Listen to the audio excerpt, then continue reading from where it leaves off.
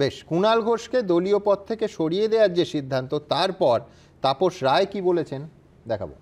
কুণাল তার পর্যবেক্ষণ যা সেটা বলেছেন, এবং কুণালের বিরুদ্ধে সেটা ওদের অন্তর্দলীয় ব্যাপার, আমার কিছু বলার নেই। তাহলে কি তৃণমূল দলে সৌজন্য বা গণতন্ত্রের কোনো জায়গা নেই?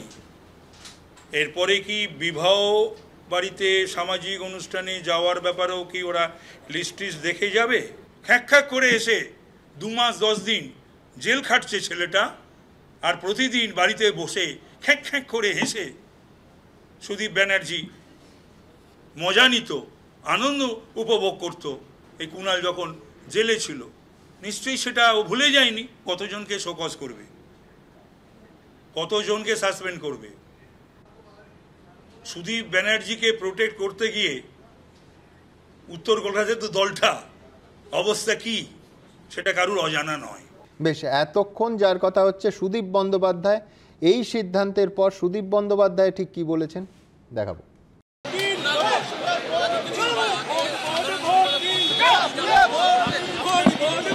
এসব দলের আভ্যন্তরীণ ব্যাপার, এগুলো নিয়ে আমি প্রকাশ্যে আলোচনা করতে চাই না। সেটা তো কুণাল ঘোষ জবাব দেবে, আমি কোথা থেকে বলবো?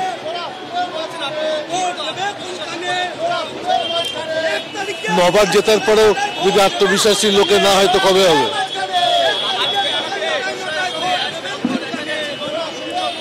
এসব নিয়ে আমি কোনো মন্তব্য করতে চাই না।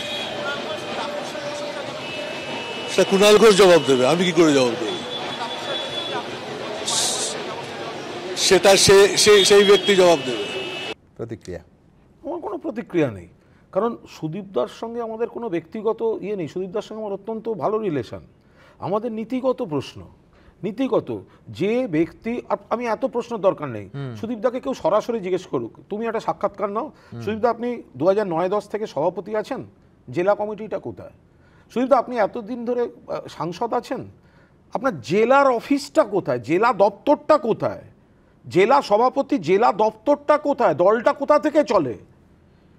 তুমি এটা জিজ্ঞাসা করতে পারো। সাধারণ মানুষ গেলে কোথায় যাবে? জেলা দপ্তর ছাড়া যদি কেউ 9 বার, উনি বললেন 9 বার জিতেছেন, উনি একটা সময় প্রিয়রঞ্জন দাসমুন্সি ওনাকে নমিনেশন দিয়ে জেতাতেন শিওর সিট থেকে। সিটিং এমএলএ আব্দুল রউফ আনসারিকে কেটে বউবাজারে দাঁড় করিয়েছিলেন প্রিয়রঞ্জন দাসমুন্সি। এরপর পুরোটাই মমতা বন্দ্যোপাধ্যায়ের সঙ্গে থেকে একবার আলাদা লড়েছিলেন, সেবার জিততে পারেননি জোড়া মোমবাতি চিহ্নে। ফলে এই যে উত্তর কলকাতার ভোটটা, উত্তর কলকাতার বিষয়টা মমতা বন্দ্যোপাধ্যায় এবং দলের বিষয়।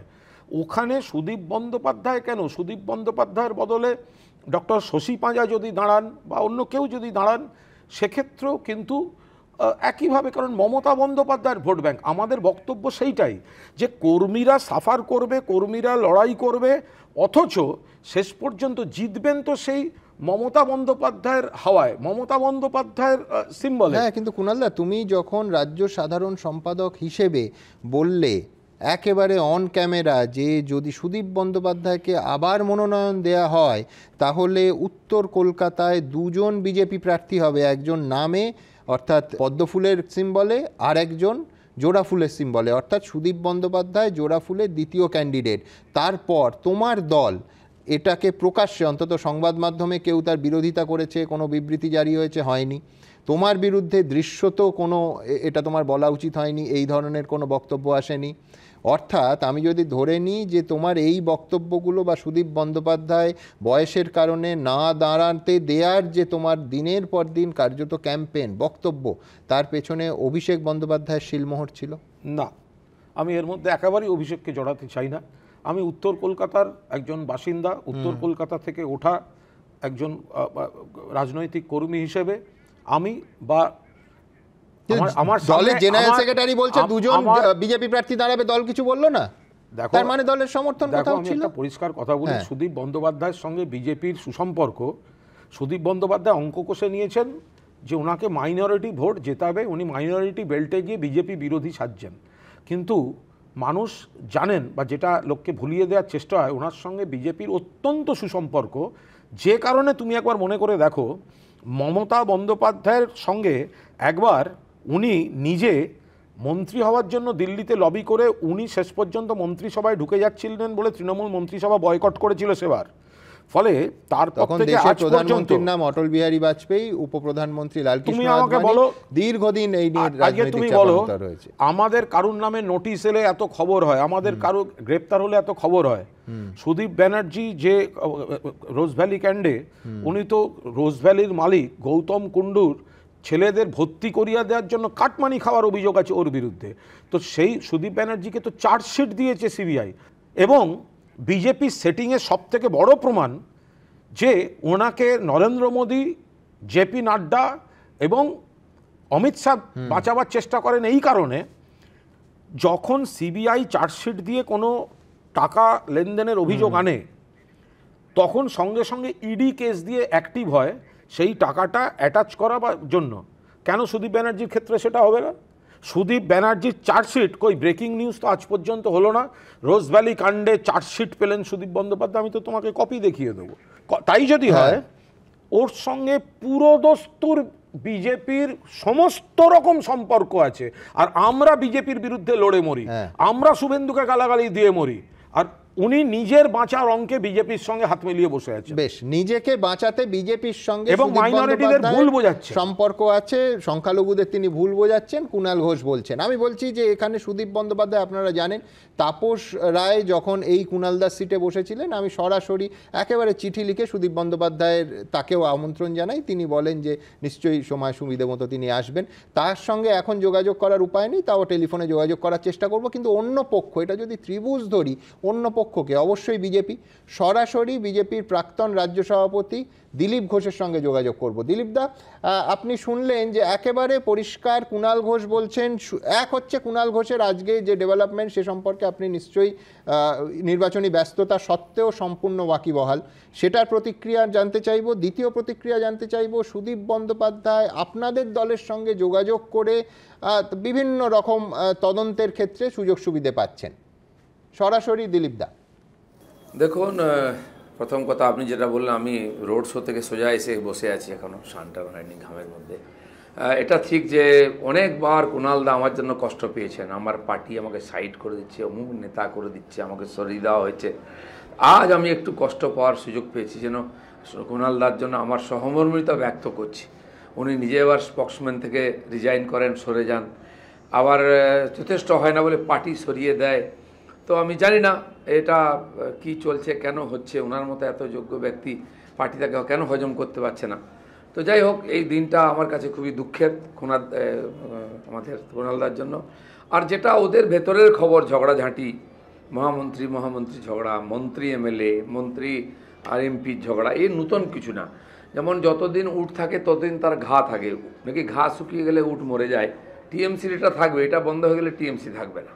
তো কুণালদা যেটা বলছেন, এর আগেও বলেছেন পার্থবাবুকে নিয়ে, অভিষেকের সঙ্গে একবার হয়েছে, আমি জানি না বেশি টাইট হয়ে গেছে বলে এখন আর মানছেন না। আর সুদীপ বাবুর সঙ্গে প্রায় এখন সুদীপদার মতো সিধা মানুষ কোনো সাথে পাঁচে থাকেন না। আমি জানি না ওনাকে যখন অ্যারেস্ট করা হয়েছিল, উড়িষ্যায় নিয়ে যাওয়া হয়েছিল, শশী পাঁজা এবং আরও নেতাদের নেতৃত্বে এসে আমাদের পার্টি অফিস ভাঙা হয়েছিল। কেন অ্যারেস্ট করেছে সিবিআই? বিজেপি পার্টি অফিস হামলা হয়েছিল, ইট পাটকেল মারা হয়েছিল, কাঁচ ভাঙা হয়েছিল, এ ঘটনা ঘটেছে। কতটা হলে উনি খুশি হতেন আমি জানি না, ব্যক্তিগত সম্পর্ক কীরকম। তো সেজন্য এগুলো হয়তো বাকিটা আপনাদের সংবাদ মাধ্যমের কচকচানির মধ্যে আমি পড়বো না, আপনারা দুজনই, তিনি এক সময় এই পেশা থেকে ওখানে গেছেন, আপনি আছেন। কিন্তু যেটা রাজনৈতিক ব্যাপার সেটা আমরা দেখেছি, সুদীপ বাবুর জন্য তার পার্টি যথেষ্ট করেছেন, নেত্রী নেমেছেন রাস্তায়। এখন মিডিয়া কি করবে না করবে সেটা আমি বলতে পারি না। সেজন্য কুণালদা যেটা বলছেন আজকে, এরপরে ওনার এই ধরনের বলার সুযোগ থাকবে কিনা পার্টির তরফ থেকে? উনি এত কসরত করলেন পার্টির জন্য, যেটা বলার নেই সেটা বলেও পয়সা নেওয়ার চেষ্টা করেন, সবই জলে পড়ে গেল। হ্যাঁ, কিন্তু দিলীপ দা, একটু আগে কুণাল ঘোষ যেটা বলেছেন, প্রকাশ্যে বলেছেন, লাইভ এই অনুষ্ঠান সম্প্রচারিত হচ্ছে, সেই লাইভ অনুষ্ঠানে বললেন যে এই যে পার্থ চট্টোপাধ্যায়ের অতল দুর্নীতি, সীমাহীন দুর্নীতি, এই সম্পর্কে দল ওয়াকিবহাল ছিল। এবং কুণাল ঘোষ যখন জেলের অভ্যন্তরে, সম্ভবত কুণালদা বললেন 2016 সালে, তখন জেলের মধ্যে থেকে সেখানে পয়সা দিয়ে, ঘুষ দিয়ে চাকরি কেনার একটা বিষয় কুণালদার সামনে আসে। কেউ কুণালদাকে বলেন যে মানে কোনো ঘুষের ডিসকাউন্ট হবে কিনা, কম টম করিয়ে দেওয়া যাবে কিনা। এবং সেখানে এই দুর্নীতির সঙ্গে সরাসরি একজন মন্ত্রী তখন যুক্ত ছিলেন, তিনি এখনও ক্যাবিনেট সদস্য, এখনও মন্ত্রী আছেন, এবং গোটা বিষয়টা 2021 সালের নির্বাচনের আগেই এই শিক্ষা দুর্নীতি সম্পর্কে কুণাল ঘোষের পার্টি সম্পূর্ণ ওয়াকিবহাল ছিল এবং কোনো ব্যবস্থা নেয়নি। একমাত্র ব্যবস্থা হচ্ছে যে পরবর্তীকালে জয়ের পর যে ক্যাবিনেটটি তৈরি হলো সেখানে পার্থ চট্টোপাধ্যায়কে শিক্ষা দপ্তর দেওয়া হলো না, বিরাট আরেকটা দপ্তর দেওয়া হলো শিল্প দপ্তর। কিন্তু আমার বক্তব্য যে এই মারাত্মক কথা কুণাল ঘোষ এই খানিকক্ষণ আগে এই অনুষ্ঠানেই লাইভ বললেন দিলীপ দা। না ঠিকই আছে, আমি জানি না এখন কেন শ্মশান বৈরাগ্য এসছে ওনার। ওনাকে যে পার্টি জেলে ঢুকিয়েছিল এবং যত সেই সময় তার যে কথাবার্তা, তার চেহারা মোড়া দেখেছি, কী কষ্টের মধ্যে উনি কাটিয়েছেন সে সময়টা, নিঃসন্দেহে এটা খুবই অপরাধ। এবং সেটা উনি বলেছেন চক্রান্ত হয়েছে, ঘুরিয়ে ফিরিয়ে পার্থবাবুর নামও কত জায়গায় এসছে। আমি জানি না সুদীপ দা, পার্থদা বা আরও কারো সম্বন্ধে তার যে উষ্মা, এটা ব্যক্তিগত স্তরে কিনা, কারণ বারবার এটা শোনা যায়। আর যে বিষয় উনি এটা বলছেন, আমার মনে হয় যে বিষয় নিয়ে তদন্ত চলছে, এটা চ্যানেলে না বলে যদি সত্যি সত্যি এরকম কেউ করে থাকে তার জন্য তার পার্টি তারা বদনাম হয়েছেন, সেটা তো সিবিআইকে বলা উচিত, ইডিকে বলা উচিত, যারা তদন্ত করছেন। এবং এই ধরনের জঘন্য অপরাধ একজন শিক্ষামন্ত্রী হিসাবে বাংলার শিক্ষা দপ্তরকে গলায় পা দিয়ে ডুবিয়েছেন, তার তো সাজা হওয়া উচিত এবং সেইখানে বলা উচিত, ওনার গিয়ে তথ্য দেওয়া উচিত। নাহলে উনি আমাকে দিন, আমি কোনোভাবে পাঠাবার চেষ্টা করে যদি যোগাযোগ হয়, তো এটা সমাধান হওয়া উচিত। এটা খালি মাইলেজ নেওয়ার জন্য মিডিয়া এসে বলে আমার মনে হয় এর কোনো সমাধান হয় না। ব্যক্তিগত হয়তো একটু ইমেজটা ঘষে গেছে, চকচক হতে পারে, এর বেশি সমাজের কোনো লাভ হয় না। হ্যাঁ, আমি দ্রুত একবার, যেহেতু দুজনের সারনেমই ঘোষ, তো এক ঘোষ থেকে আরেক ঘোষে আসবো, খুব দ্রুত কুণালদার প্রতিক্রিয়া দিলীপদার কথায়। দিলীপদা যা বলেছেন সেটা তার কথা বলেছেন, হ্যাঁ, সব কথার সব রকম প্রতিক্রিয়ার কোনো মানে হয় না। দিলীপদা, আমি শুধু একটা কথা বলি যে আমি আজও যেখানে দাঁড়িয়ে বলেছি, আপনি অনুষ্ঠানের হয়তো বাইরে ছিলেন, প্রচারে ছিলেন, সেটা হচ্ছে আমি একটা কারণে নিশ্চিতভাবে তৃণমূল কংগ্রেসে আছি, একটা জিনিস দেখাতে, কুণাল ঘোষ অনুগত, অর্থাৎ কোনো ব্যক্তিগত রাগ, অভিমান, আক্রোশ, প্রতিহিংসা সব কিছুর ঊর্ধ্বে কুণাল ঘোষ একটা দলের প্রতি অনুগত। এই বিশ্বাসযোগ্যতাটা আমি রাখার জন্যই কিন্তু আমার এই গোটা লড়াইটা। আমি নিজেকে একজন কর্মী বলে মনে করি দিলীপদা। আমি ছেড়ে দিয়েছিলাম ওই মুখপাত্র এবং ওই সাধারণ সম্পাদক, টুইট করে জানিয়ে দিয়েছিলাম, আমার এক্স হ্যান্ডেল থেকে আমি অনেক আগে মুছে দিয়েছি সেগুলো।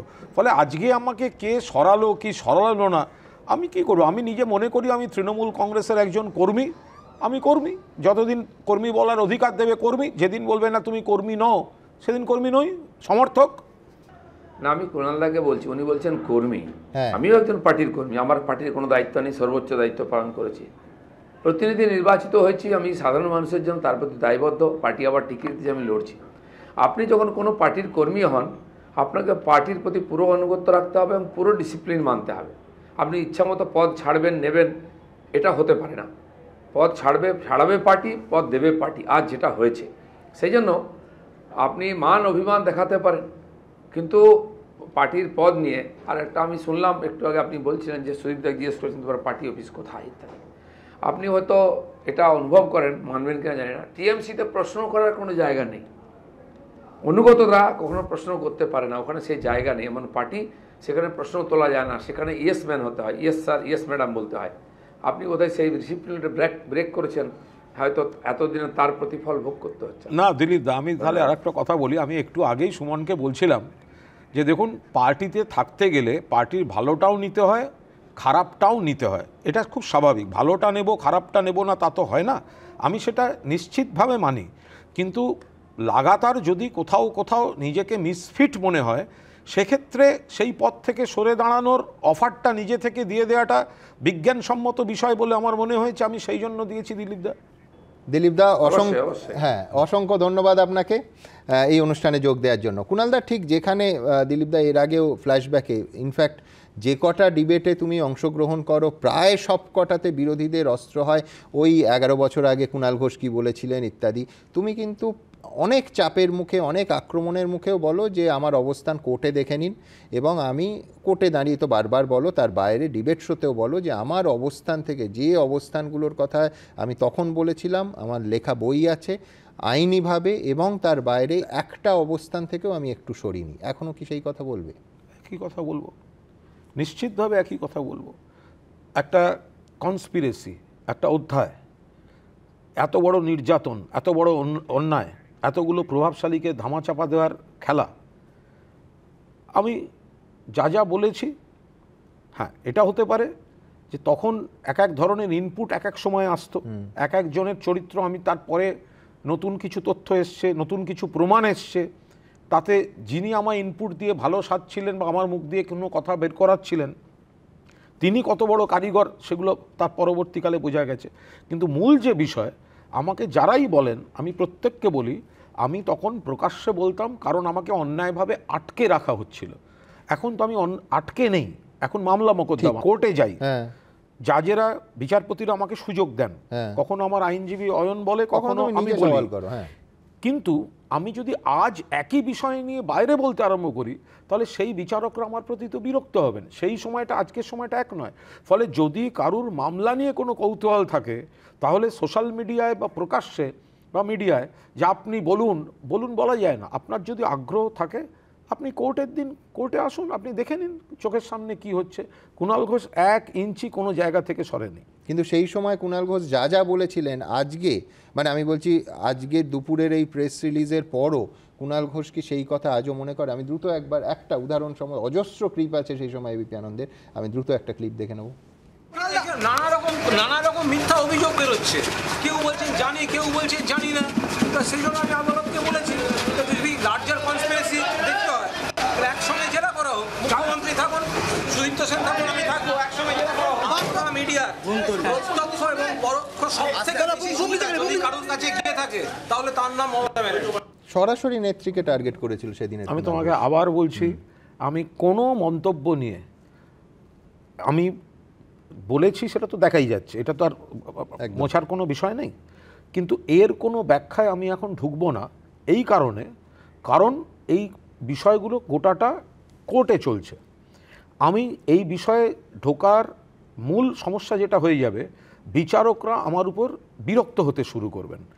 প্লাস ওই সময় আমাকে যা যা বলা হয়েছে, ধরো আমি আটকে আছি, ফলে আমার আত্মীয় বন্ধুরা, মূলত বন্ধুরা যে যে জায়গায় যাচ্ছে, যে যে জায়গায় যাচ্ছে তারা কি কি ইনপুট দিচ্ছে, তারা যে একটা গভীর, ওই সময় যে উত্তেজনাটা থাকে সেই সময় যে ইনপুটগুলো দেওয়া হয়েছে, যদি কেউ বলে যে এটাতে অমুক করতে বলেছে, তমুক করতে বলেছে, সেই আউটবাস্টগুলো হয়েছে। এবার সেই ব্যক্তিরা তারপর তাদের ভূমিকা যখন সামনে এলো তখন সেইগুলো নিশ্চয়ই, ফলে 13 বা 14 সালের অমুক তারিখ যে তথ্যের ভিত্তিতে দাঁড়িয়ে আমি কোনো স্টেটমেন্ট করেছি, আমি 16 বা 17 বিশেষ করে বেল হয়ে যাওয়ার পর আমি যখন আরও তথ্য, আরও প্রমাণ এসছে, সেটার সামঞ্জস্য আছে না নেই, ওটা আমি সময় হলে ঠিক যথা সময় আমি সে বিষয়ে মুখ খুলব। আমি শুধু এইটুকু বলি, আমি সেদিনও মমতা দিকে দিদি বলেছি, আজ এই মুহূর্তেও মমতা দিকেই দিদি বলি, এবং মমতা দি আমার নেত্রী, অভিষেক আমার সেনাপতি।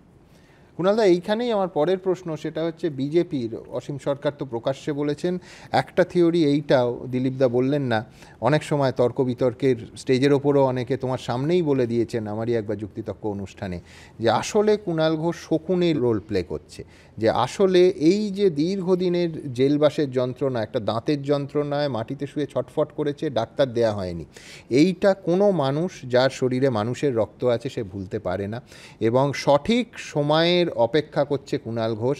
সেই সময়, যে সময় কুণাল ঘোষ জেলের মধ্যে, মাসিমা তোমার মা ক্যান্সার আক্রান্ত হয়েছেন, বারবার বিভিন্ন তৃণমূলের নেতাদের কাছে, নাম করেও বলতে পারি মুকুল রায়ের কাছে ছুটে গেছেন, ফিরে এসেছেন, তোমার পুত্র অত্যন্ত কৃতী ছাত্র, তার বোর্ডের পরীক্ষা, মানে কার্যত পারিবারিকভাবে ধ্বংসের মুখোমুখি দাঁড়িয়েছিল কুণাল ঘোষ।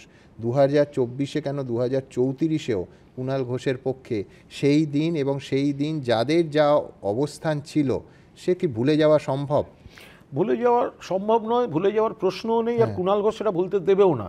কুণাল ঘোষ আজও রাত্রি ঘুমোবার আগে, সেই সময় তুমি যে ক্লিপিংগুলো দেখাচ্ছ ওগুলো কুণাল ঘোষ আজও রাত্রে 3-4টে করে দেখে তারপর ঘুমায়। এটা কুণাল ঘোষের নেশা, যাতে কুণাল ঘোষের ক্ষতগুলো কুণাল ঘোষ ভুলে না যায়।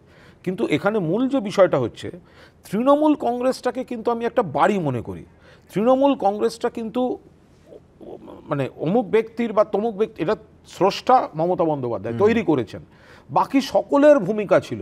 অর্থাৎ কুণাল ঘোষ তৃণমূলের ক্ষতি করার চেষ্টা করবেন বা কুণাল ঘোষ তৃণমূলের উপর রাগ মেটাবেন, এই ধারণাটার সঙ্গে আলাদা বলেই আমি কুণাল ঘোষ, আমি যেদিন এই স্টেটমেন্টটা তুমি দেখাচ্ছ যে আমি কোনো স্টেটমেন্ট করছি কোনো ব্যক্তির বিরুদ্ধে বা আমার নেতা নেত্রীর বিরুদ্ধে, সেই দিনও মাসের গোড়ায় কিন্তু আমি আমার চাঁদাটা তৃণমূল কংগ্রেসের অ্যাকাউন্টে পাঠাচ্ছি, আমি ব্যাংকে কোনো অন্য ইনস্ট্রাকশন দিচ্ছি না, এটা দেখাতে যে আমি কুণাল ঘোষ তৃণমূল পরিবারের সদস্য, যে বিষয়টার সঙ্গে আমি একমত, যেখানে আমার এত বন্ধু, এত ভাই, এত বোন, আমি কেন পার্টি ছাড়তেই যাব?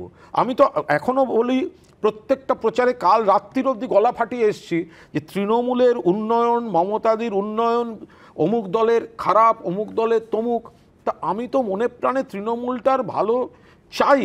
সেই গোটা জিনিসটাই হচ্ছে আমার মতো আরও অনেক লাখ লাখ কর্মী আছে যারা হয়তো, যাদের হয়তো অনেকে নেতা নেত্রীদের কাছে পৌঁছতে পারে না, অনেকের নেতা নেত্রীদের কাছে অ্যাক্সেস নেই, অনেকে মুখ ফুটে বলতে পারে না, কিন্তু আমরা তো চাই তৃণমূলটা থাকুক এবং আরও অনেক দিন থাকুক, মমতাদি আরও অনেক দিন মুখ্যমন্ত্রী থাকুন এবং তারপরে অভিষেক বন্দ্যোপাধ্যায় মুখ্যমন্ত্রী হন। আমি তো বলবো এই লোকসভা ভোটের পর এই লোকসভায় 30 থেকে 35টা সিট কিন্তু তৃণমূল কংগ্রেস পাবে বাংলায়, 30 থেকে 35 পাবে। লোকসভার দলনেতা তো অভিষেক বন্দ্যোপাধ্যায়কে করা উচিত। লোকসভার দলনেতা ডায়মন্ড হারবার থেকে রেকর্ড ভোটে জিতবে অভিষেক বন্দ্যোপাধ্যায়। তাহলে এমন একজন লোকসভার নেতা দরকার যার একটা অল ইন্ডিয়া পরিচিতি, যে প্রধানমন্ত্রীকে দেখলে কোমর বেঁকিয়ে ঝুঁকে পড়ে পা ধরতে যাবে না, সে একটা ডিগনিটির সঙ্গে নমস্কার করবে। এমন যে প্রধানমন্ত্রী জামা কাপড় নিয়ে কুচুর কুচুর করে বাহ কি সুন্দর করবে না, তো মাথা উঁচু করে পার্টিকে নেতৃত্ব দেবে। তো অভিষেক বন্দ্যোপাধ্যায়কে তো লোকসভা নেতা হওয়ার জন্য আমাদের পার্টি থেকে একটা আওয়াজ উঠবে, আপনি মিলিয়ে নেবেন না, সে তো বুঝলাম, সে আওয়াজ তো কুণাল ঘোষ তুলতেই শুরু করেছে। কিন্তু আজকে তুমি ঠিক যেভাবে বলছো যে শিক্ষা দুর্নীতির কথা পার্টি আগেই জানতো, সারদার সময় বারবার তুমি বলতে যে সারদা দুর্নীতির কথা পার্টি আগেই জানতো, বারবার, একবার নয়, একবার দেখে নেব। তৃণমূল কংগ্রেসের কাছ থেকে এটা আমরা প্রাপ্য ছিল না।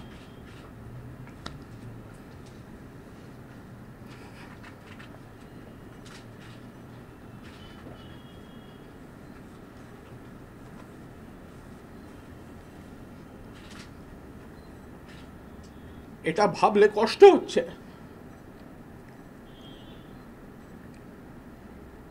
লোকের চেহারা কিভাবে বদলায়। একটা কেলেঙ্কারি সারদা,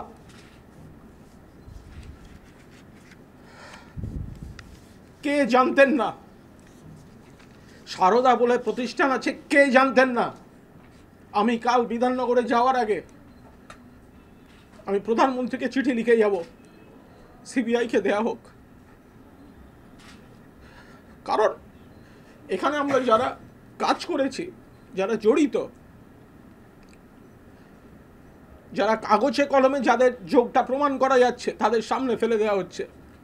যারা কাগজে কলমে জড়িত নন, আজকে যদি 300 কোটি টাকা মিডিয়ায় খরচা হয়ে থাকে, যদি 200 কোটি টাকা মিডিয়ায় খরচা হয়ে থাকে, তাহলে তার 2000 কোটি টাকার এফেক্ট কারা পেয়েছে সেটাও তদন্তে আসা উচিত। আমি কোথায় কোন কি বৈঠক হয়েছে, কার সঙ্গে কি কথা হয়েছে, আমি কখনো মুখে উচ্চারণ করিনি। যারা সমস্ত রকম সুযোগ সুবিধা নিয়েছেন সারদা থেকে, সারা বাংলা জুড়ে তারা আজকে ঈশ্বর জ্ঞানে পূজিত হচ্ছেন। মমতাদি পুলিশ পার্টি আমায় ধরে নিয়ে যাক,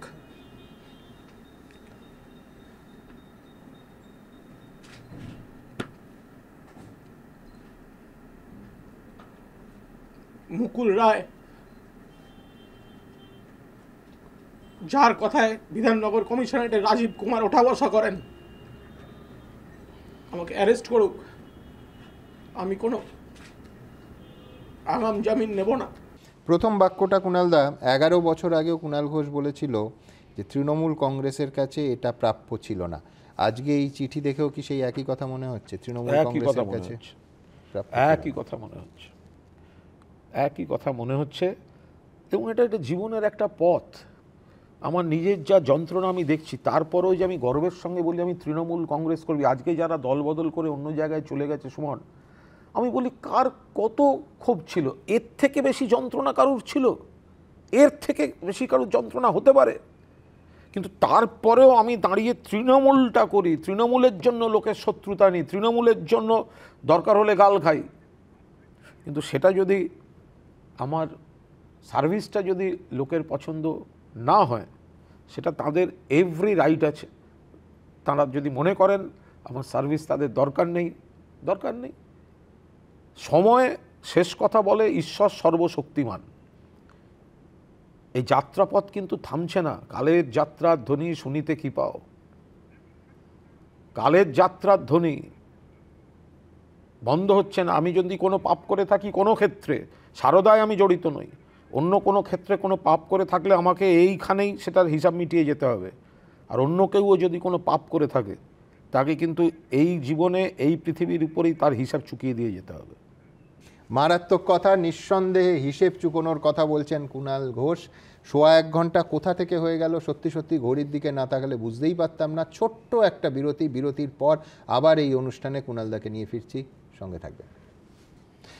দেখুন, এই ধরনের একটা ঘটনা হলে, বিশেষ করে সেই ঘটনা যদি ভোটের মধ্যে হয়, তাহলে শুধু তৃণমূল কংগ্রেস নয়, সব দলের রাজনৈতিক প্রতিক্রিয়া হয় একেবারে দুকুল ছাপানো।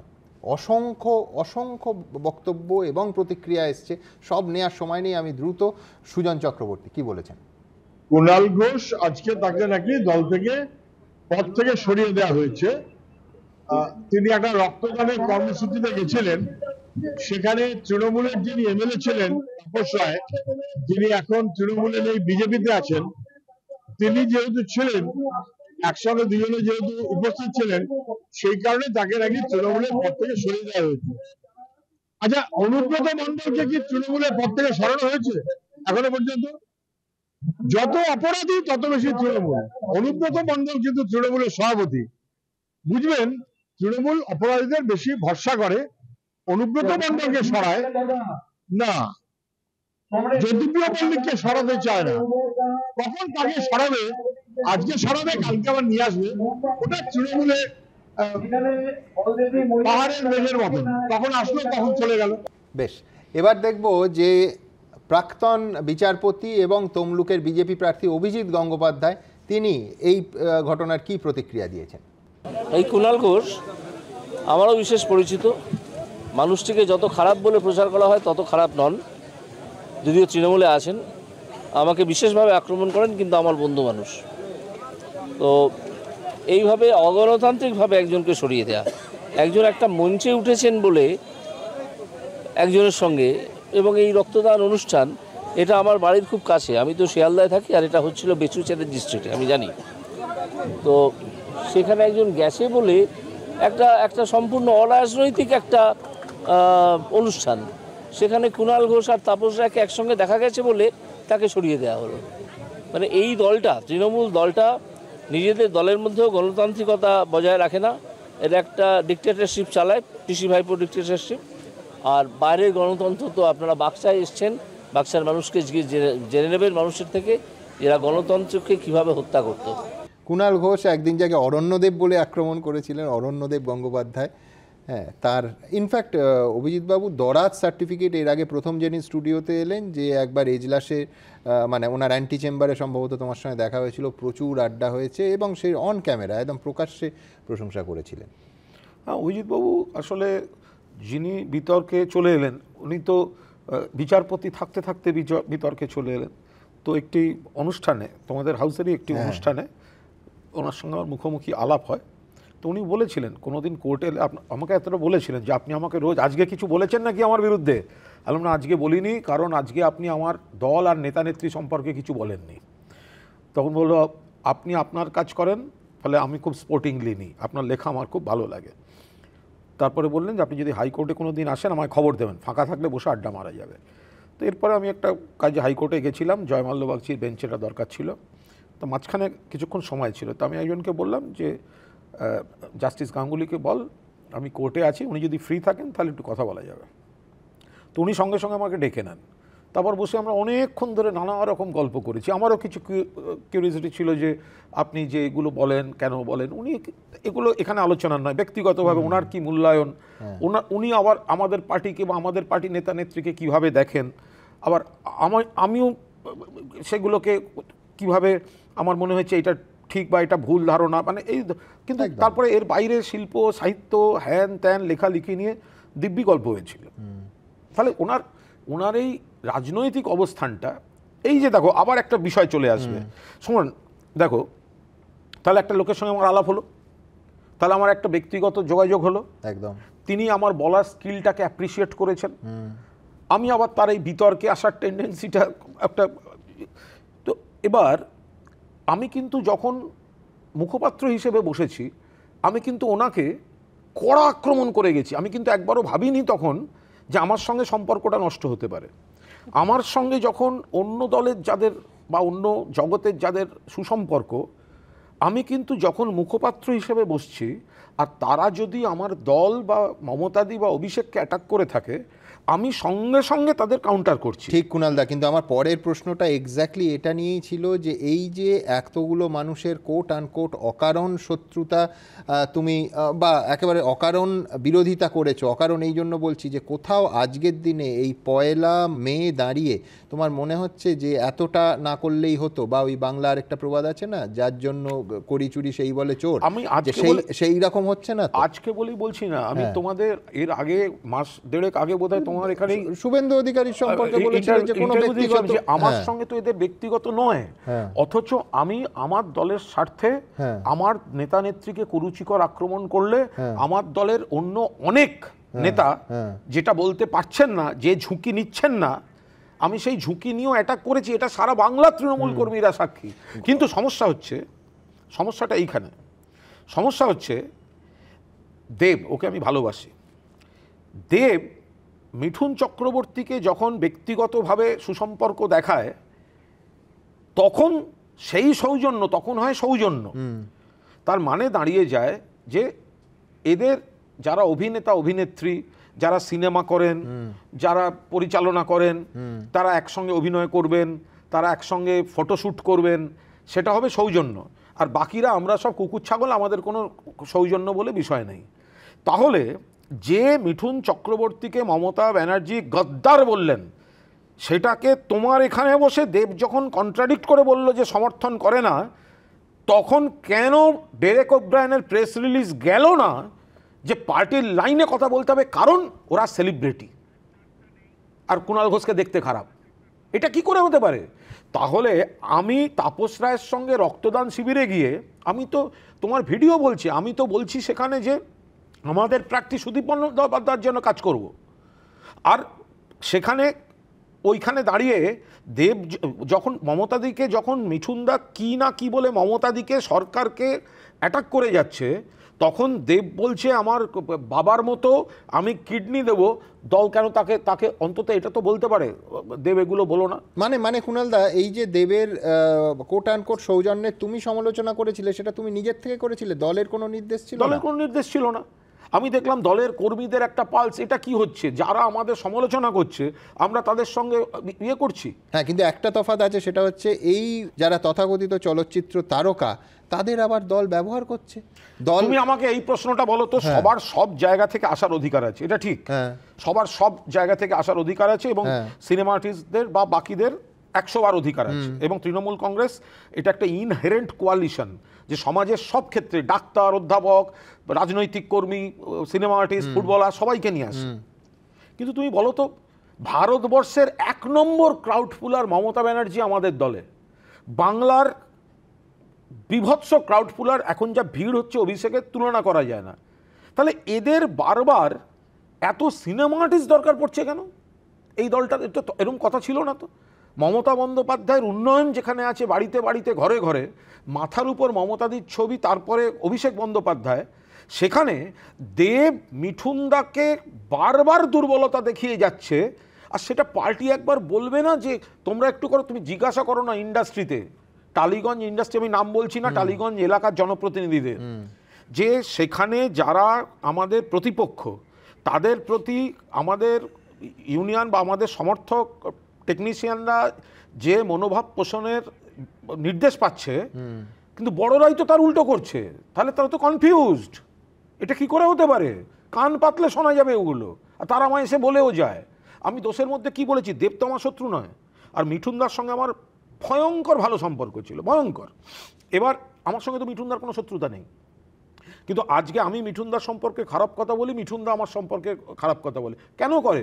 কারণ মমতাদির কাছ থেকে রিজাইন করে মিঠুনদা বিজেপিতে গেছে, 21-এর আগে এসে মিঠুনদা মমতাদি, অভিষেক আর আমাদের দলকে অ্যাটাক করেছে, আমি কাউন্টার অ্যাটাক করছি। কুণালদা, এরপরে দুটো প্রশ্ন থাকে, সেটা হচ্ছে প্রথম প্রশ্ন যে তাহলে এই দলের মুখপাত্র এবং রাজ্য সাধারণ সম্পাদকের পদ দুটো চলে যাওয়ার পর কুণাল ঘোষের সঙ্গে এই দুটো পদে থাকার জন্য, বিশেষ করে মুখপাত্র পদে থাকার জন্য যাদের যাদের সম্পর্ক খারাপ হয়েছিল কোট আনকোট পার্টির স্বার্থে, তাদের সঙ্গে ব্যক্তিগত সম্পর্ক আবার সুনিবিড় এবং নিকট হবে, নৈকট্য বাড়বে? আমার কোনো তাগিদের বিষয় নেই, কারণ আমি নিজেকে তৃণমূল মনে করি, আমি তৃণমূলই আছি, আমি তৃণমূলই থাকবো। কিন্তু আমি এর আগেও বলেছিলাম যে আমি কাদের জন্য এই শত্রুতাটা নিচ্ছি, কাদের জন্য আমি কিন্তু অ্যাটাক দুটোর করছি। মধ্যে তফাৎ আছে। আজকে প্রেস কনফারেন্সে দেখলাম তুমি বললে যে তৃণমূলে ছিলাম, আছি, থাকার চেষ্টা করব। এই তৃতীয় অংশটা এর আগে কোনোদিন বলনি। তৃণমূলে থাকার চেষ্টা করবো, আমি এই থেকে কারণে যাওয়ার বলছি, চেষ্টা করব। তৃণমূলে থেকে যাওয়ার চেষ্টা করবো আমি এই কারণে বলছি, কারণ আমি তৃণমূলে ছিলাম, আছি, থাকবো। কিন্তু একের পর এক পদ টদ নিতে নিতে যদি আবার একটা কোনো কুইজ মাস্টার বা কোনো পিওনের একটা প্রেস রিলিজ যায় যে কর্মী হিসেবেও ব্যবহার করা যাবে না, নইলে লিগাল অ্যাকশন নেব, তখন আমি সমর্থক হয়ে যাব। কুণালদা, এর পরের প্রশ্নটা অবধারিতভাবে তোমার এই উত্তরের সূত্র ধরেই আসতে হয়। তোমার দল সই করে, ইনফ্যাক্ট কুইজ মাস্টার বলে যাকে তুমি কটাক্ষ করছো তারই সই দেখছি, ডেরেক ওব্রায়ান, 24শে এপ্রিল দেশের চিফ ইলেকশন কমিশনারকে তৃণমূল একটা তালিকা সব দলকেই দিতে হয় যে সেই দলের স্টার ক্যাম্পেনার কারা। তাতে এই যে স্টার ক্যাম্পেনারের তালিকা, তাতে জলজল করছে 40 জনের নাম আছে, জলজল করছে 25 নম্বরে কুণাল ঘোষের নাম। এই তালিকা এবং এই 25 নম্বর নামটার ভবিষ্যৎ কি? দেখো, আমি যেহেতু সাধারণ সম্পাদক নই, মুখপাত্র নই, আর সত্যি কথা বলতে আমি স্টারও নই, আমি চলি আমার মতো। আমার মন থেকে চায় মমতাদি অভিষেককে সাপোর্ট করতে, পুরনো দলে আছি, অন্তত একটা নজির রাখতে যে অনেক কিছুর পরেও পুরনো দলে থাকার মতো লোক আছে, তো আমি সেইটুকু দেখাবার চেষ্টা করি। সুমন, আমি সাংবাদিকতার সূত্রে, তুমি অন্তত জানবে এটা, সব দলের বহু নেতা নেত্রীর সঙ্গে আমার একটা ব্যক্তিগত অত্যন্ত সুসম্পর্ক ছিল, সেগুলো তো সব জলে গেছে, উচ্ছন্নে গেছে, আর পুরনো নেতারা অধিকাংশ মারা গেছেন, অসুস্থ ইত্যাদি। তারপরেও আমি তৃণমূলটা করে যাই। এখন যদি দলের মনে হয় যে আমাকে বক্তা রাখবে না, আমায় গরমের মধ্যে ঘুরতে হবে না, মিটে গেল, আমি কি করব? এটা তো দলের সিদ্ধান্ত। দল যদি মনে করে তো যে স্টার বক্তা কুণাল ঘোষকে দরকার নেই, দল ছড়িয়ে দেবে। সত্যি তো আমি তো বলছি আমি মিসফিট, কিন্তু গতকাল রাতেও খড়গপুরে আমি যে বক্তৃতাটা করেছি, আমার মনে হয় কর্মীরা, নেতারা যথেষ্ট সেটা তার ভালো লেগেছে। কর্মীরা, নেতারা জানেন কুণাল ঘোষ দাঁড়ালে কোনো আপোষ করবে না। কুণাল ঘোষ যে বা যারা তৃণমূল কংগ্রেসের শত্রু এবং নেত্রী এবং শুভেন্দুকে, এই অভিষেককে অ্যাটাক করে, সেটা শুভেন্দু হোক বা যেই হোক, কুণাল ঘোষ চাঁচা চলা ভাষায় আক্রমণ করে। আমি তো কোনো খামতি রাখি না সুমন, আমি তো পেছন ফিরে তাকাই না যে তারপরে আমার এত শত্রু বাড়লে কি হবে। এইখানে যে লিস্ট আছে, স্টার ক্যাম্পেনার্স, এই নামটা পাঠিয়ে দিয়ে এলাকায় দেখাও, এরপরে 10 থেকে 11 জনের বাইরে ওখানকার কর্মীরাই বলবে পাঠাবেন না, আমরা গাড়ি ভাড়া দিয়ে দিচ্ছি, মাঝপথ থেকে ফেরত নিয়ে যান। ওরা চাইবে আলটিমেটলি 10-11 জন, কিন্তু নানা ভাষা, নানা মত, নানা পরিধানে কোটায় দিতে হয়। যেমন রাজ্যের মুখপাত্র একসময় লিস্টে দেখেছিলাম না কিসের সম্পাদক, নয়না দাসের নাম, নয়না বন্দ্যোপাধ্যায়ের নাম, আমি জীবনে তারপর আর তাকে দেখতেও পাইনি, এসব কর্তব্য পালনেও দেখিনি। তো সুতরাং এখন পার্টির যদি মনে হয় রাখবে না, আমি তো আছি, আমার সঙ্গে একটা লোকেরও যদি দেখা হয় রাস্তায়, আমার কোনো পরিচিতিরও যদি দেখা হয়, আমি বলবো আমার নেত্রী মমতা ব্যানার্জি, সেনাপতি অভিষেক বন্দ্যোপাধ্যায় এবং বাংলার স্বার্থে তৃণমূল কংগ্রেসকে ভোট দিন। 42-এ 42টা আমরা জিততে চাই, তবে উত্তর কলকাতায় দুটো বিজেপির ক্যান্ডিডেট আছে, দেখে নেবেন। কুণালদা, এইখানেই অবধারিতভাবে পরের প্রশ্নটা আমি করব, সেটা হচ্ছে তোমার এই অনুগত তৃণমূলের সৈনিক, এটা কি তোমার কৌশলগত অবস্থান? তার কারণ তোমার সঙ্গে 2013 পূর্ব অংশে অর্থাৎ গ্রেফতারির আগে যেটা হয়েছে, সম্পূর্ণভাবে তুমি সেটা একজন পুলিশ কর্তার ওপর চাপাচ্ছ, নেমলি রাজীব কুমার। আমি বলছি এটা কি বিশ্বাসযোগ্য? সেই সময় রাজীব কুমার একজন কারুর ইচ্ছে, তিনি বা কোনো পুলিশের একজন দুজন কর্তার ইচ্ছেতে কুণাল ঘোষ রাজ্যসভার সাংসদ, তাকে গ্রেফতারের সিদ্ধান্ত হতে পারে? অর্থাৎ তুমি একেবারে কোনো একজন বিধাননগরের কমিশনারের ঘাড়ের ওপর গোটা দায়িত্ব চাপাচ্ছ। তুমি নিজে খুব ভালো করে জানো যে এই সিদ্ধান্ত একেবারে শীর্ষ থেকে না হলে এই সিদ্ধান্তে কোনো শিলমোহর লাগতো না। তুমি দলের মধ্যে নিঃসন্দেহে জানো যে কারা কারা এই সিদ্ধান্তের পেছনে ছিল, কিন্তু ইচ্ছে করে শীর্ষ নেতৃত্বকে তুমি সরিয়ে তারপর থেকে আক্রমণটা করছো যাতে তৃণমূলে এখনও তোমার অবস্থানটা থাকে। না, এটা আমি তো একদম ঘোষিতভাবেই এই অবস্থানটা আমার দিদি নেত্রী এবং অভিষেক সেনাপতি, ফলে এবং যে বা যারা অফিসার কেউ বলে দিল আর করলো ধোয়া তুলসী পাতা, তারা আরও উৎসাহিত করে এই সমস্ত চক্রান্তমূলক, কত দক্ষতার সঙ্গে চক্রান্ত করা যায়।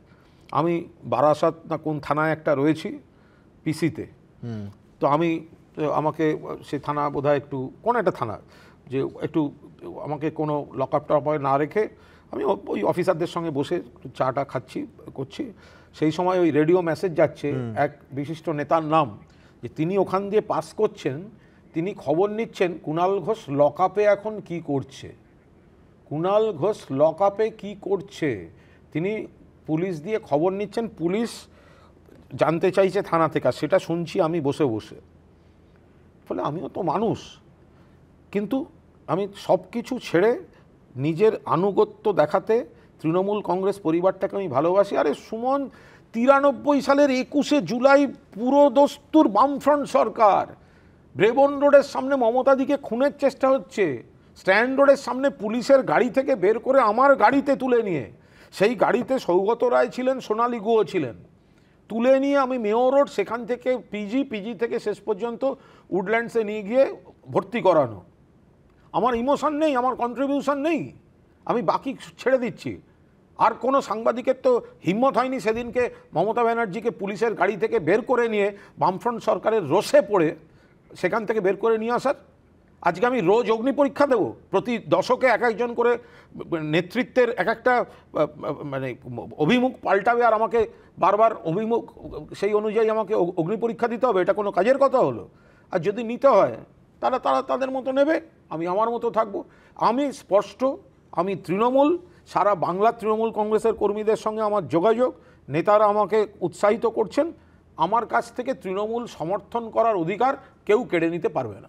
এই কন্ট্রিবিউশন সত্ত্বেও যদি কুণাল ঘোষের আজকে প্রেস কনফারেন্স এবং এই দীর্ঘ সাক্ষাৎকারের ফলশ্রুতি হিসেবে দল আরও কোনো বাড়তি ব্যবস্থা নেয়, তাড়িয়ে দিক, এক্সপেল করে দিক, চিঠি দিয়ে বলে দিক যেরকম লিখেছে যে কুণাল ঘোষ নিজেকে তৃণমূল বললে আইনি ব্যবস্থা নেবে, লিখে দিক, চলে যাব। আমি কুণাল ঘোষ একা বেঁচে থাকতে শিখে গেছি, আমার বিজেপি লাগবে না, সিপিএম লাগবে না, কংগ্রেস লাগবে না। ভগবানের আশীর্বাদে আমার একটা ঘনিষ্ঠ মহল আছে, আর সারা বাংলার প্রত্যেকটা জেলায় আমি যেটুকু 5 জন 10 জন যদি আমাকে কেউ চিনে থাকে, আমি সসম্মানে এইখানে দাঁড়িয়ে দেখিয়ে দেবো ভবিষ্যতের দেওয়ালে কি লেখা থাকছে, আমাকে তাড়িয়ে দেবে। আর আমি তো সেদিনকে জেনেই বলেছি আমার 2টো পদ নিয়ে নেওয়া হোক, আমি সার্ভিস দিতে চাই, কিন্তু 2-4টে খারাপ জিনিস হলে তোমাকে তো সেটা বলার সুযোগ দিতে হবে। তুমি দিনের পর দিন খারাপগুলো যদি, যার ডিফেন্ড করার দায়িত্ব বা যাদের আমাদের মুখপাত্রদের মধ্যে তো হাহাকার চলে কোনো ইস্যুতে, কিভাবে ডিফেন্ড করব, আমরা আলোচনা করে সব করি। তুমি দলের সব লাইন ডিফেন্ড করতে পারবে? তুমি সন্দেশখালী শাহজাহান ডিফেন্ড করতে পারবে? তা সত্ত্বেও তো করি, আমরা মাথা উঁচু করে করি, কারণ এটা আমাদের ডিউটি। কিন্তু কোথাও কোনো পার্সোনাল ফিলিংস কাজ করবে না, যন্ত্র হয়ে যেতে হবে। 4-5 জন খারাপ কাজ করবে আর সেইগুলোকে ডিফেন্ড করার জন্য আরও 100 জন ব্যবহৃত হবে, এটা কি করে হতে পারে? এবার অনেকে অনেক কিছু ভয় থাকে, হারাবার থাকে, অমুক থাকে, আমার ল্যাংটার নেই, বাটপাড়ের ভয় আমার কি আছে? ফলে আমি বলি, আর সেটা যদি দলের অপছন্দ হয় তাড়িয়ে দেবে। এখনো পকেটে বোরোলিন রাখো? কারণ কুণাল ঘোষের সেই অসাধারণ কোটটা ছিল যে আমি আগাগোড়া বোরোলিন মেখে চলি, তার কারণ জীবনের ওঠা পড়া যেন গায়ে না লাগে।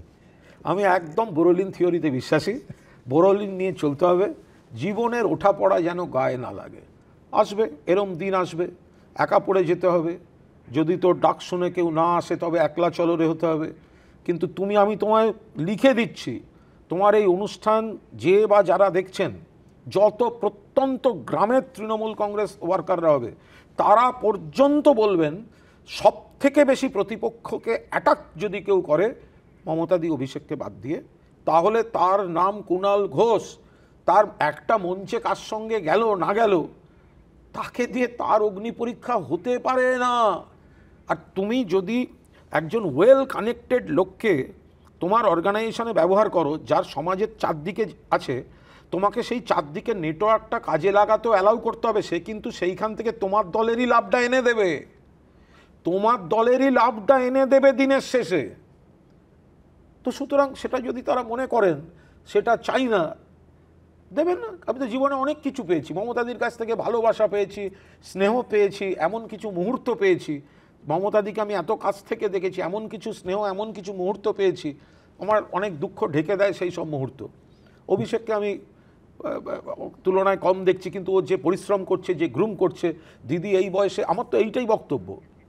আজকে বাংলা জুড়ে চষে ফেলছেন মমতাদি, ফেলছেন তো, এই বয়সে চষে ফেলছেন। এই গরমে 2 থেকে 3টে জনসভা অভিষেক করছে। তুমি আমাকে বলো, আমার প্রশ্নটা ওই জায়গা থেকে যে এতটা উন্নয়ন, বাড়ি বাড়ি উন্নয়ন, ব্যক্তি উন্নয়ন, তারপরে এই গরমের মধ্যে মমতাদিকে বা অভিষেককে এটা করতে হবে কেন? তাহলে ফাঁকটা কোথায় আছে? তুমি বলো, উত্তর কলকাতার চেয়ারম্যান, উত্তর কলকাতার সভাপতি, উত্তর কলকাতার সাংসদ, লোকসভার দলনেতা মমতাদি না আসার ঝুঁকি নিতে পারবে? উত্তর কলকাতায় কেন আসতে হবে? কেন উত্তর কলকাতায় লক্ষ্মীর ভাণ্ডার নেই? উত্তর কলকাতায় উন্নয়ন পৌঁছয়নি? তাহলে উত্তর কলকাতার যিনি এতগুলো পদ আগলে বসে আছেন, একেবারে ইয়ে হয়ে বসে আছেন, তার মুরদ হচ্ছে না কেন? যে মমতা, আমি লোকসভার দলনেতা, আমি 10 বার জিততে চলেছি, আমি 5 বার 6 বারের সাংসদ, এই গরমের মধ্যে উত্তর কলকাতাটা তোমায় আসতে হবে না। তখন হচ্ছে সকাল বিকেল মমতা প্রোগ্রাম দাও, মমতা প্রোগ্রাম দাও। আমরা তো এইটাই চাইছি, দিদিমণির লোড কমাতে। এতক্ষণ ধরে তুমি যা যা বললে সবই তো মমতা বন্দ্যোপাধ্যায় জানেন। তাহলেও এই সিদ্ধান্তগুলো কুণাল ঘোষের, সেই সিদ্ধান্ত উত্তর কলকাতার প্রার্থী থেকে শুরু করে সেই সিদ্ধান্ত দলের আরো 10টা ক্ষেত্রে, তুমি আবার আরেকটা বিভাজন করছো, মমতা বন্দ্যোপাধ্যায়, অভিষেক বন্দ্যোপাধ্যায় আর বাকিরা। কিছু ব্যক্তি ধরে নিয়েছেন যে মমতা বন্দ্যোপাধ্যায়, অভিষেক বন্দ্যোপাধ্যায় মাথার উপর আছেন, তো সুতরাং আমরা যা ইচ্ছা চালিয়ে যাব, যা পাপ করার করব, এখনও চলছে। দিনের শেষে লোকে লক্ষ্মীর ভাণ্ডার আর মমতা বন্দ্যোপাধ্যায়ের আবেদন আর অভিষেক বন্দ্যোপাধ্যায়ের হুইপে ভোটটা দিয়ে দেবেন। ফলে এই যন্ত্রে পরিণত করতে চলেছে পার্টিটাকে। আমরা অনেকে হয়তো মনে করি যে এখানে আবেগটা হচ্ছে শেষ কথা। মমতাদির প্রতি শ্রদ্ধা ভালোবাসা, অভিষেকের প্রতি স্নেহ ভালোবাসা, পার্টির প্রতি কর্তব্যবোধ, তাতে যদি খানিকটা একটা সুস্থ বৃত্ত নিয়ে কাজ করা যায় তাহলে খুব ভালো। আর যদি পার্টি মনে করে কথায় কথায় পান থেকে চুন কষলে এটা কেড়ে নেবো, সেটা কেড়ে নেবো, অমুক করে নেবো, কিন্তু আবার বলছি, মমতাদি বলে, আমি তো মমতাদিকে কোথাও ডিফাই করিনি। মমতাদি বলছেন মিঠুন গদ্দার, দেব বলছে গদ্দার শব্দটা সমর্থন করি না। প্রেস রিলিজ গেল না তো? প্রেস রিলিজ কুণাল ঘোষের কাছে এলো কেন? না, দেবের যে জনপ্রিয়তাটা আছে সেইটা পার্টির দরকার। তার মানে সাধারণ কর্মী যারা আছে, যারা আমরা সেলিব্রিটি নই, যাদের মুখ দেখতে আমরা ভালো নই, যাদের হাইট আমার 5 ফুট 3, আমি 5 ফুট 10 হতে পারলুম না, তো তাদের যখন ইচ্ছে নেওয়া যাবে, তাদের উপর শৃঙ্খলা দেখানো যাবে, তাদের উপর চিঠি দিয়ে দেওয়া যাবে, তাদের কেড়ে নেওয়া যাবে। আর যারা নিজেদের মতো কিছু তৈরি করে রেখেছে তাদের 7 খুন মাপ, এ হয় নাকি কখনো? আজকে কুণালদা বিশেষ করে তোমায় ধন্যবাদ, তার কারণ তোমার জীবনের এইরকম একটা ওঠা পড়ার দিনে কয়েক ঘন্টা আগে এই চিঠি এবং তার থেকে উদ্ভূত রাজ্য রাজনীতির যে তরঙ্গ, যে ঢেউ হয়েছে, তার মধ্যে প্রথমবার এই স্টুডিওতে আসার জন্য কুণালদা অনেক অনেক ধন্যবাদ। Thank you. আমরা এতক্ষণ কথা বললাম কুণাল ঘোষের সঙ্গে, পাশাপাশি বলে রাখবো যে এই আলোচনায় বারবার ঘুরে ফিরে যে নামটা এলো উত্তর কলকাতার তৃণমূল কংগ্রেস প্রার্থী সুদীপ বন্দ্যোপাধ্যায়, সুদীপদার সঙ্গে এই অনুষ্ঠান চলাকালীন লাইভ আমরা যোগাযোগের চেষ্টা করেছি। তিনি কোনো প্রতিক্রিয়া দিতে আপাতত অস্বীকার করেছেন, তবে যদি উনি প্রতিক্রিয়া দেন তাও সমানভাবে আপনাদের সামনে রাখবো। এখন সময় ছোট্ট একটা বিরতির, সঙ্গে থাকবে।